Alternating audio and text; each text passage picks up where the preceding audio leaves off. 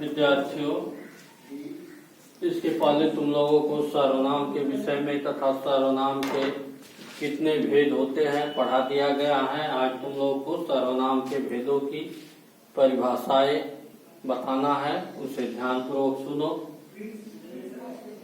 सर्वनाम का पहला भेद है पुरुषवाचक सर्वनाम। पुरुषवाचक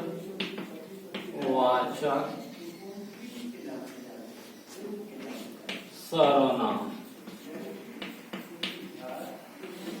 यानी जिन सर्वनामों का प्रयोग पुरुष के लिए किया जाता है उसे पुरुषवाचक सर्वनाम कहते हैं, या जिन सर्वनामों का प्रयोग कहने वाले के लिए, सुनने वाले के लिए तथा किसी तीसरे के लिए किया जाता है उसे हम पुरुषवाचक सर्वनाम कहते हैं।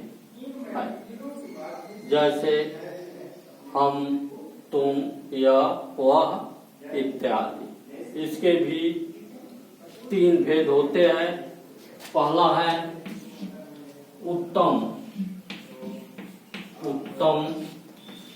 पुरुषवाचक सर्वनाम। दूसरा है मध्यम पुरुषवाचक सर्वनाम और तीसरा है अन्य पुरुषवाचक सर्वनाम। तो पहला उत्तम पुरुषवाचक सर्वनाम जिन सर्वनाम का प्रयोग कहने वाले के लिए होता है उसे उत्तम पुरुषवाचक सर्वनाम कहते हैं। जैसे मैं,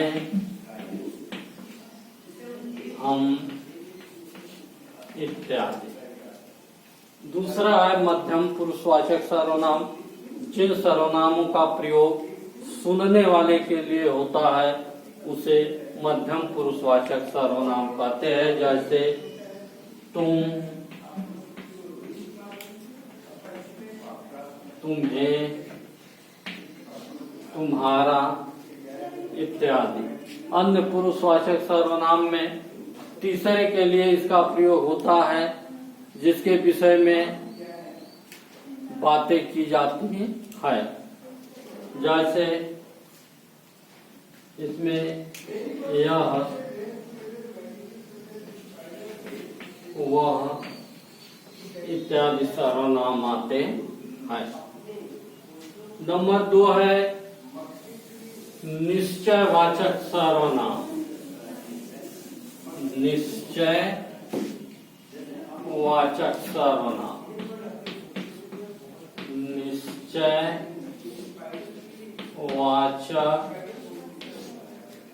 सर्वनाम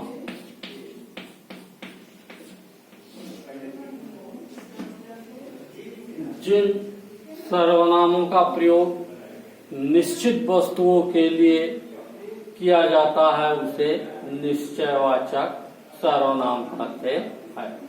जैसे यह चाक मेरा है, वह पुस्तक मोहन की है इत्यादि। इसमें यह, वह निश्चित वस्तुओं के रूप में जो सर्वनाम आते हैं उसे निश्चयवाचक सर्वनाम कहते हैं। तीसरा है अनिश्चयवाचक सर्वनाम। अनिश्चयवाचक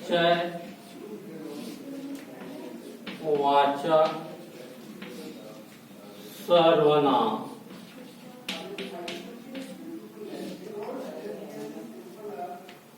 जिन सर्वनामों का प्रयोग अनिश्चित वस्तुओं के लिए किया जाता है उसे निश्चयवाचक सर्वनाम कहते हैं। जैसे यह चाक किसकी है, वहाँ कौन है, कोई जा रहा है, कब आएगा, कोई, कौन, कब, किसका इत्यादि। चौथा है प्रश्नवाचक सर्वनाम।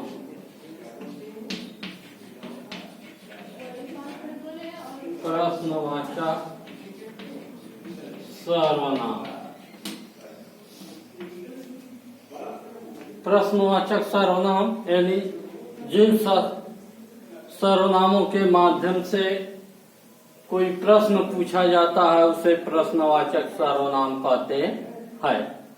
जैसे तुम्हारा नाम क्या है, तो यहाँ पर क्या जो सर्वनाम है वह प्रश्नवाचक सर्वनाम है। क्या,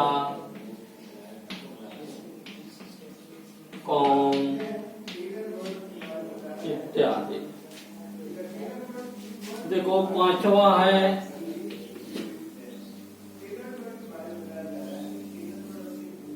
संबंधवाचक सर्वनाम।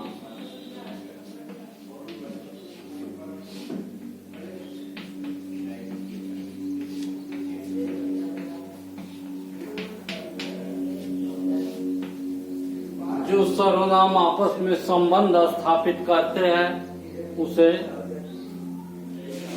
संबंधवाचक सर्वनाम कहते हैं। या ऐसे सर्वनाम जो किसी बात या वस्तु को लेकर के उसमें संबंध स्थापित कराते हैं उसे संबंधवाचक सर्वनाम कहते हैं। उदाहरण के लिए जो जैसा करेगा वह वैसा पाएगा, जैसा वैसा, जो, सो इत्यादि ऐसे सर्वनाम इसमें आते हैं। आखिरी है निजवाचक सर्वनाम। निजवाचक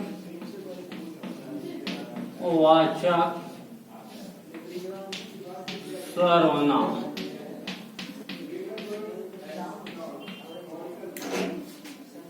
निजवाचक सर्वनाम यानी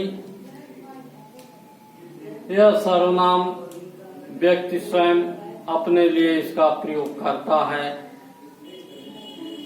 उसे निजवाचक सर्वनाम कहते हैं। जैसे स्वयं, स्वयं,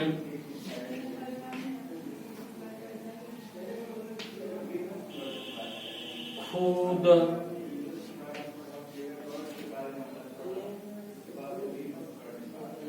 अपने आप इत्यादि।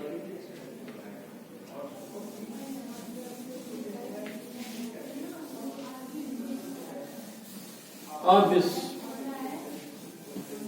पर आधारित कुछ प्रश्न लिख लो। प्रश्न है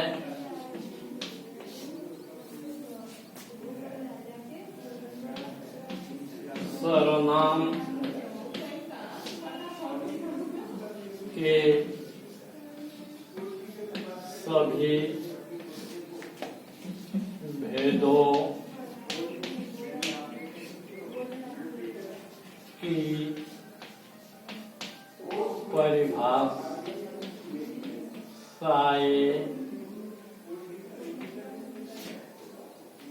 लिखिए।